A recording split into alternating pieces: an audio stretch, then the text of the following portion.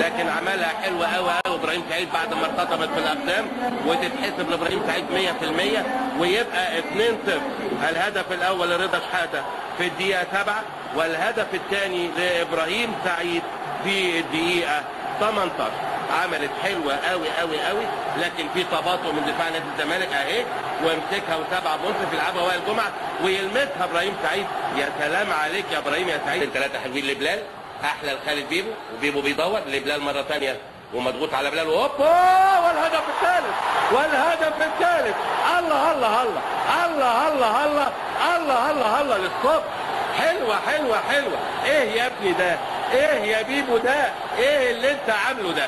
حلوة حلوة حلوة حلوة ببطن رجله، زي ما يكون بيلعب بلياردو، زي ما يكون بيلعب بلياردو.